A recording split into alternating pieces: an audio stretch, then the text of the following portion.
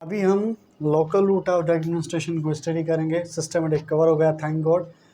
Local route ऐसा root जिसमें हमें जहाँ ज़रूरत पड़े वहाँ पर हम ड्रग को एंटर करें, सिस्टमेटिक सर्कुलेशन के ज़रिए ड्रग ना जाए टिश्यू के ऊपर अपना इफेक्ट दिखाने के लिए। ऐसे रूट को क्या बोलते हैं हम? Local route. यहाँ इसका दूसरा नाम क्या है? Topical route of drug administration होता है, ठीक है। और इसके 5 फॉर्म्स होते हैं। एक होता है इंट्राओकुलर, इंट्राथिकल, इंटरडर्मल, इनहेलर और नेजल। वन बाय वन हम इनको स्टडी करते हैं। फर्स्ट आता है हमारा intra ocular route of drug administration. इसमें हम क्या करते हैं, आई के ऊपर ड्रग रखते हैं और आई पे ही वो ड्रग क्या करते हैं, इफेक्ट दिखाती हैं। तो कौन कौन सी ड्रग देते हैं? तो सपोज मैकेनिज्म ऑफ एक्शन तो हम आगे चल के हम स्टडी करेंगे समहाउ। यहाँ पे कुछ हम डिफाइन कर देते हैं इनका मैकेनिज्म। सपोज ये आई है यार, एनाटॉमिकल आई की स्ट्रक्चर तो नहीं बनी, खैर है आप समझ जाएंगे जो मैं आपको समझाना चाहता हूँ, ठीक है। सपोज ये एक आई है, लग रही है आई, यस ये आई है, ठीक है। तो क्या होता है बेसिकली, आई के अंदर आपने पढ़ा होगा यूवियल ट्रैक्ट होता है। यूवियल ट्रैक्ट को कैसे हम डिफाइन करते हैं? बेसिकली वास्कुलर सिस्टम होता है आई के अंदर। जो आई का जो वास्कुलर सिस्टम होता है उसको क्या बोलते हैं हम? यूवियल ट्रैक्ट बोलते हैं, ठीक है। सपोज ये आई है हमारी, तो इसके अंदर वास्कुलर सिस्टम होता है जिसको हम क्या बोलते हैं? Uveal tract. उसका एक पार्ट होता है जिसको हम क्या बोलते हैं? सीलियरली बॉडी, ठीक है। सीलियरली बॉडी बोलते हैं। यहाँ पे भी क्या होता है? सीलियरली बॉडी होती है। यहाँ से एक स्ट्रक्चर बाहर आती है यूवियल ट्रैक्ट की, जिसको हम क्या बोलते हैं? आइरिस। और एक क्या बनता है? स्पेस बनता है, इसको क्या बोलते हैं हम?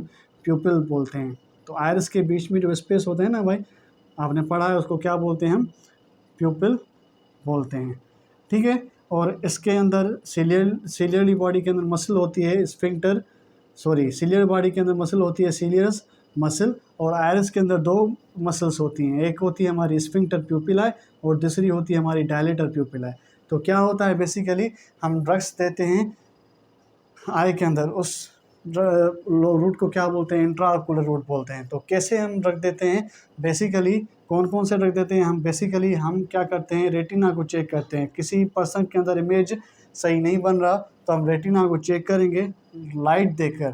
अगर लाइट देकर हम रेटिना को चेक करेंगे तो लाइट जब आएगी रेटिना के ऊपर तो इससे सेकंड नर्व, ऑप्टिक नर्व होती है, वो स्टार्ट होती है। तो 2 आए हैं तो लाइट भेजेंगे तो क्या होगा? ऑप्टिक नर्व स्टार्ट हो जाएगी। तो ये ऑप्टिक नर्व क्या होती है, एक पॉइंट पे मिलती हैं जिसको हम ऑप्टिक क्याज्मा बोलते हैं। वहाँ से ऑप्टिक ट्रैक्ट स्टार्ट होता है, जो थैलामस के ऊपर हमारा एक स्ट्रक्चर होता है जिसको हम लेटरल जेनिकुलेट बॉडी बोलते हैं। वहाँ से फिर स्टार्ट होता है हमारा ऑक्सीपिटल रेडिएशन, जो ऑक्सीपिटल लोब पे इंफॉर्मेशन ले जाता है। तो retina, optic tract, optic chiasma, retina, optic nerve, optic chiasma, optic tract, lateral geniculate body और ऑप्टिक रेडिएशन से आप ऑक्सीपिटल लोब पर इमेज फॉर्म होता है, ठीक है। तो ये जब नर्व्स इंफॉर्मेशन ले जाती हैं लाइट की, तो क्या होता है, जब ये लेटरल जेनिकुलेट बॉडी पर फाइबर्स जाती हैं ऑप्टिक नर्व, ऑप्टिक ट्रैक्ट की, ऑप्टिक क्याज्मा से, तो क्या होती हैं, कुछ फाइबर्स मिड ब्रेन पे जाती हैं, क्योंकि थैलामस मिड ब्रेन पे लाए हुए होते हैं। तो ये फाइबर्स जो होते हैं ना, लेटरल जेनिकुलेट बॉडी से कुछ फाइबर्स कहाँ पे जाते हैं? मिड ब्रेन पे जाते हैं। और मिड ब्रेन पे क्या होता है बेसिकली, एक न्यूक्लियाई होता है, पैरासिम्पथेटिक न्यूक्लियाई होता है। उस पैरासिम्पथेटिक न्यूक्लियाई को हम क्या बोलते हैं? एडिंगर वेस्टफॉल न्यूक्लियस बोलते हैं। फॉर एग्जांपल ये हमारा ब्रेन है, ये हमारा क्या है? Mid brain. यहाँ पे क्या मौजूद होते हैं? हमारे थैलेमस मौजूद होते हैं, ठीक है। ये हमारी सपोज आइज़ हैं, ये सपोज क्या है हमारी? आइज़ हैं। सपोज ये 2 हमारी, सपोज ये क्या है? हमारी 2 आइज़ हैं, ऐसी तो नहीं होती। तो क्या होती हैं? ये हमारी 2 आइज़ होती हैं। यहाँ पे क्या स्टार्ट होता है? Optic nerve. ये एक पॉइंट पे आकर मिलते हैं जिसको हम क्या बोलते हैं? ऑप्टिक क्याज्मा। और यहाँ से क्या स्टार्ट होता है? ऑप्टिक ट्रैक्ट, जो इस थैलामस के ऊपर क्या होती हैं? लेटरल जेनिकुलेट बॉडी, वहाँ पे आते हैं। और यहाँ से क्या होता है? ऑक्सीपिटल ऑप्टिक रेडिएशन स्टार्ट होती है, जो ऑक्सीपिटल लोब पे जाकर इमेज को फॉर्म करती हैं, ठीक है। तो ये जब जाती हैं तो इस थैलामस के ऊपर जो लेटरल जेनिकुलेट बॉडी पे ऑप्टिक ट्रैक्ट के जरिए फाइबर्स आ रही हैं, कुछ फाइबर मिड ब्रेन में जाती हैं। यहाँ पे क्या होता है? एक न्यूक्लियस होता है, थर्ड न्यूक्लियस होता है पैरासिम्पथेटिक, जिसको हम क्या बोलते हैं? एडिंगर वेस्टफॉल न्यूक्लियस बोलते हैं। तो क्या होता है, ये जो फाइबर्स होते हैं इसमें parasympathetic fibre, pre ganglionic fibre निकलती हैं और निकल के कहाँ पे जाती हैं, गैंग्लियन के ऊपर, जिसको हम क्या बोलते हैं, सीलियरली गैंग्लियन बोलते हैं। तो क्या करता है ये सीलियरली गैंग्लियन, पोस्ट गैंग्लियनिक फाइबर देता है किसको, एक सीलियरली बॉडी के अंदर मौजूद सीलियस मसल को, और इसके अलावा आयरिस के अंदर मौजूद स्फिंक्टर प्यूपिलाe को। तो ये जो सीलियरली बॉडी है ना, इस प्यूपिल के बिहाइंड क्या मौजूद होता है, ट्रांसपेरेंट स्ट्रक्चर, जिसको हम क्या बोलते हैं, लेंस। और लेंस से सस्पेंसरी लिगामेंट के ज़रिए जो सीलियरली बॉडी से निकलता है उसके ज़रिए बिहाइंड इस पे होता है ताकि रेडिएशन फोकस हो सके। तो क्या होगा, सीलियरली गैंग्लियन किस पोस्ट गैंग्लियनिक फाइबर किसको दी, एक सीलियस मसल को, स्फिंक्टर प्यूपिलाe को। जब सीलियस मसल को देंगे तो सीलियस मसल क्या हो जाएगा, कॉन्ट्रैक्ट हो जाएगा। जब कॉन्ट्रैक्ट हो जाएगा तो कॉन्ट्रैक्ट वो इनवर्ड होता है। जब इनवर्ड होगा तो जो लेंस है ना वो स्ट्रेच नहीं होगा, वो ग्लोबुलर हो जाएगा। उसके अलावा ये स्फिंक्टर प्यूपिला जब कॉन्ट्रैक्ट हो जाएगा तो क्या होगा, प्यूपिल नैरो हो जाएगी। तो जब रेडिएशन आई, इमेज तो फॉर्म किया, अगर रेडिएशन क्वांटिटी ज़्यादा हुई तो थर्ड नर्व एक्टिवेट होगी, एडिंगर वेस्टफाल न्यूक्लियस की पैरासिम्पथेटिक फाइबर के जरिए ciliary ganglion and post ganglionic fibre किसको इन्फॉर्मेशन देगी, सीलियरली मसल और उसके अलावा स्फिंक्टर प्यूपिलाe को, और प्यूपिल नैरो हो जाएगा। तो ऐसे हम रेटिना को चेक नहीं कर सकते भाई, हमें ज़ाहिरा क्या करना होगा, इस रिफ्लेक्स से है ना, रेडिएशन आई, ऑप्टिक नर्व के साथ थर्ड नर्व भी वर्क करेंगे ताकि सम अमाउंट ऑफ रेडिएशन जाए। इस रिफ्लेक्स को क्या बोलते हैं हम, अकोमोडेशन या प्यूपिल आई रिफ्लेक्स बोलते हैं। ठीक है, इसकी वजह से क्या हो गया, प्यूपिल नैरो हो गया और लेंस ग्लोबुलर हो गया। हमें यह नहीं चाहिए, हमें चाहिए कि लार्ज अमाउंट ऑफ रेडिएशन जाए तो हम रेटिना को चेक कर सकें।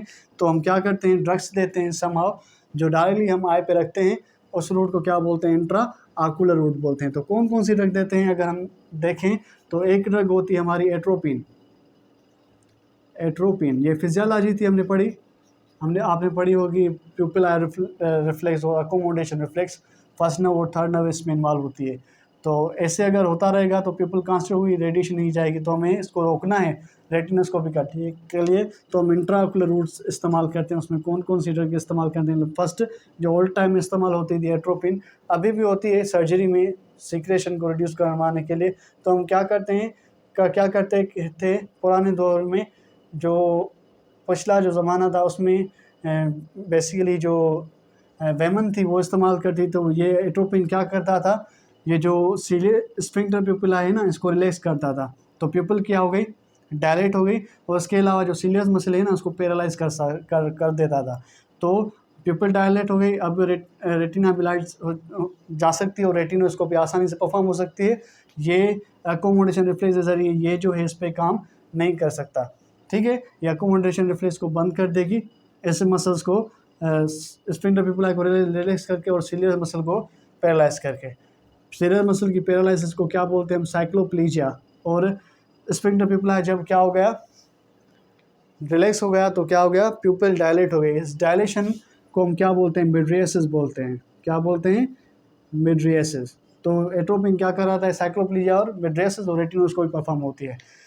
तो क्या होता है, क्यों नहीं इस्तेमाल करते एट्रोपिन, फिर इसलिए इस्तेमाल नहीं करते जब ये रेटिनोस्कोपी परफॉर्म हो गई, जैसा कि इसका इफेक्ट बहुत ज़्यादा होता है, 48 आवर्स के से ज़्यादा इसका इफेक्ट होता है। तो अगर इफेक्ट ज़्यादा होगा तो क्या होगा भाई, ज़ाहिरा ये वापस स्फिंक्टर प्यूपिला वापस नहीं जा सकेंगे, इमेज प्रॉपर फॉर्म नहीं होगा। और नंबर सेकंड, सीलियस मसल जो है वो पैरालाइज हो गई है, तो वो रिकवर नहीं हो सकती, और लेंस जो है अपना वर्क परफॉर्म नहीं कर सकता।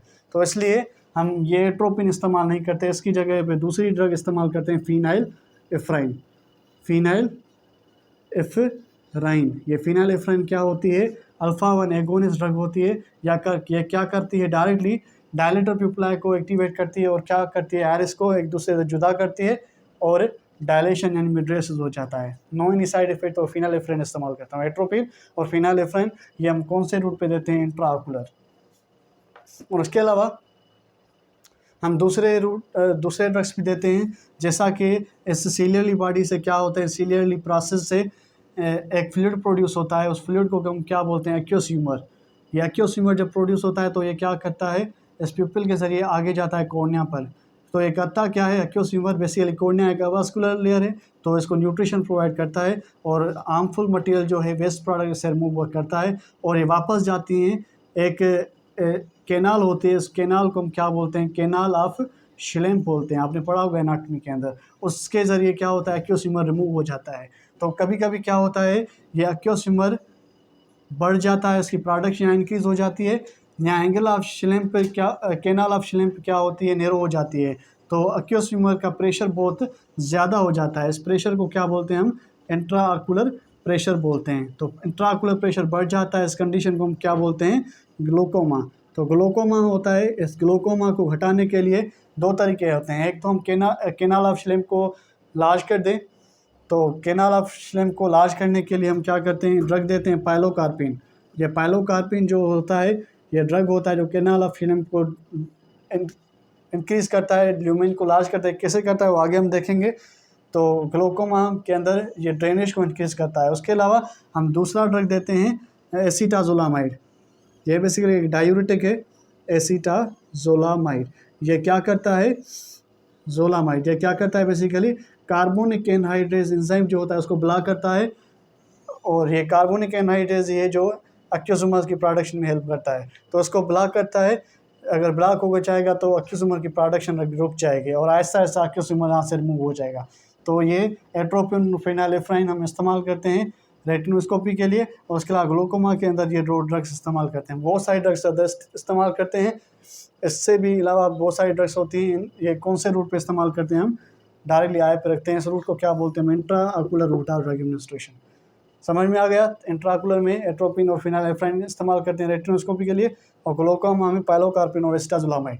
उसके अलावा दूसरे रूट होते हैं इंट्राथिकल, इंटरडर्मल, और उसके अलावा इनहेलर, और उसके अलावा नेजल। अभी हम इंट्राथिकल को स्टडी करेंगे कि इंट्राथिकल क्या होता है। इंट्राथिकल रूट अब हमें स्टडी करेंगे। इंट्राऑक्यूलर आई होप आपको समझ आया होगा कि इंट्राऑक्यूलर में एट्रोपिन पहले देते थे, अब नहीं देते, क्यों, साइक्लोप्रिजा करवाता है, और फिनालेफ्राइन हम डायरेक्टली देते हैं, डायलेक्टर प्यूपिल को एक्टिवेट करता है। और उसके अलावा ग्लोकोमा को रोकने के लिए हम ड्रग इस्तेमाल करते हैं, कौन से पाथवे के ज़रिए, intraocular route of drug administration. ये कौन सा पाथवे है, लोकल या टॉपिकल रूट। उसके अलावा दूसरा होता है इंट्राथिकल, जैसा कि कुछ ड्रग्स होती हैं और ब्लड ब्रेन बैरियर को क्रॉस नहीं कर सकती। ब्लड ब्रेन बैरियर को क्रॉस नहीं कर सकती क्यों, कुछ पॉजिटिवली चार्ज ड्रग्स होती हैं, केटानिक ड्रग्स होती हैं लाइक केटाकोलामाइंस। उसके अलावा हमारे सर्टेन ओपियोइड्स होते हैं, वो भी बहुत पॉजिटिवली चार्ज होते हैं, वो क्रॉस कर नहीं सकते ब्लड ब्रेन बैरियर को। तो इसलिए हम क्या करते हैं, डायरेक्टली जो ड्रग है ना, डायरेक्टली हम CSF के अंदर इंटर करते हैं। जैसा कि ये हमारा सपोज ब्रेन है, ये ब्रेन के ऊपर कवरिंग होती है जिसको हम क्या बोलते हैं, मेनिंजेस। फर्स्ट जो मेनिंजेस होता है उसको क्या बोलते हैं, पायामीटर। ये क्या है, हमारा पायामीटर है। उसके अलावा सेकंड जो लेयर होता है उसको हम एराकोनाइड मीटर कहते हैं। उसके अलावा जो थर्ड लेयर होता है उसको हम क्या बोलते हैं, ड्यूरामीटर बोलते हैं। ठीक है। तो बेसिकली इस पाया और एराकोनाइड के बीच में स्पेस होता है जिसको हम क्या बोलते हैं, सब एराकोनाइड स्पेस। तो इसके अंदर से जो वेंट्रिकुलर सिस्टम होता है वहाँ से CSF प्रोड्यूस होकर बाहर आता है किसके अंदर, सब एराकोनाइड स्पेस के अंदर। ठीक है। तो हम क्या करते हैं, इंजेक्शन के ज़रिए क्या करते हैं, ये ड्रग सही CSF के अंदर दाखिल करते हैं और डायरेक्टली ये ब्रेन के डिफरेंट पार्ट्स पे ड्रग वर्क करती हैं। इस रूट को हम क्या बोलते हैं, इंट्राथिकल। और कौन से ड्रग्स देते हैं, लाइक केटाकोलामाइंस दे सकते हैं। और उसके अलावा हम सर्टेन एनेस्थीसियाज देते हैं, एनेस्थीसिया, स्पाइनल कार्ड के ऊपर एनेस्थीसियाज देते हैं। ठीक है। इस रूट को क्या बोलते हैं, intrathecal route of drug administration. आगे चल के हम इनको डिटेल में स्टडी करेंगे। और उसके अलावा दूसरा रूट होता है हमारा ट्रांसडर्मल। इसमें हम क्या करते हैं, स्किन के ऊपर जो ड्रग होती है ना, जहाँ पर हमें इफेक्ट दिखाना होगा ड्रग का, फॉर एग्जांपल हमें एंजाइना होता है तो सबलिंगुअल रूट अप्लाई करते हैं। उसके अलावा हम क्या करते हैं, एक पेच फॉर्म करते हैं, उसके अंदर भी नाइट्रोग्लाइसिन ड्रग स्टोर करते हैं, और उस पेच को, उस डिपोट को, मतलब ये हम कवर लेते हैं, लिपिड सॉल्युबल कवर, इसके अंदर ड्रग को हम क्या करते हैं, भरते हैं, और वो जो कवर बनता है उस कवर को हम स्किन के ऊपर रखते हैं जहाँ पे हमें रिक्वायरमेंट होती है। वहाँ से ड्रग आहिस्ता आहिस्ता एब्जॉर्ब होकर स्किन में जाती है एंड देन उस पार्ट को के ऊपर इफेक्ट दिखाती है। इस रूट को क्या बोलते हैं हम, ट्रांसडर्मल। और ये जो कवरिंग के अंदर ड्रग स्टोर करते हैं उसको हम क्या बोलते हैं, ट्रांसडर्मल पेचेस बोलते हैं। तो ट्रांसडर्मल पेचेस के फॉर्म में ड्रग क्या करते हैं, हम देते हैं, लाइक नाइट्रोग्लाइसिन एंजाइना के अंदर।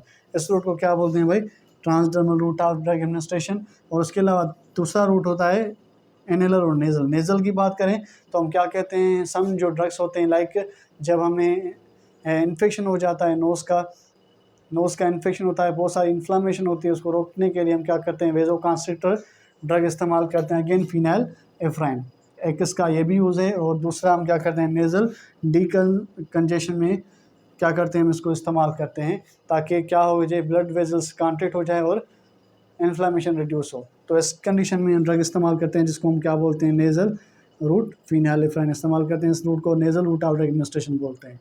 ठीक है, mostly allergic condition of nose में ही हम इस्तेमाल करते हैं। वो आखिरी रूट होता है जिसको हम क्या बोलते हैं, inhaler route of drug administration. इसमें हम क्या करते हैं, बेसिकली जो ड्रग्स होती हैं जो ज़ाहिरा लंग्स पे गैसेज एक्सचेंज बंद हो जाता है अस्थमा के अंदर, हमने पढ़ा था पहले भी। तो जब अस्थमा के अंदर ब्रोंक्योल्स कॉन्स्ट्रिक्ट हो जाते हैं, हमें चाहिए कि ब्रोंक्योल क्या करें, डायलेट करें, इसलिए हम क्या करते हैं, सर्टेन ड्रग्स देते हैं, साल्मेट्रोल, इप्राट्रोपियम, ट्रायोट्रोपियम। ये क्या होती हैं, ड्रग्स डायरेक्टली ब्रोंक्योल्स पे इफेक्ट दिखाती हैं एंड देन उसको रिलीज करती हैं, आहिस्ता आहिस्ता आहिस्ता रेस्पायरेशन बेहतर हो जाता है। तो इस रूट को क्या बोलते हैं हम, inhaler route of drug administration बोलते हैं। वो पेशेंट जिसके अंदर COPD है, क्रोनिक ऑब्स्ट्रक्टिव पल्मोनरी डिजीज़, और उसके अलावा जिसके अंदर अस्थमा है, उसके अंदर कौन सा रूट इस्तेमाल करते हैं, इनहेलर। तो कौन कौन सी ड्रग देते हैं इसके अंदर, हमने पहले भी डिस्कस की हुई है ये ड्रग। एक है हमारा सोलमेट्रोल देते हैं, उसके अलावा इप्राट्रोपियम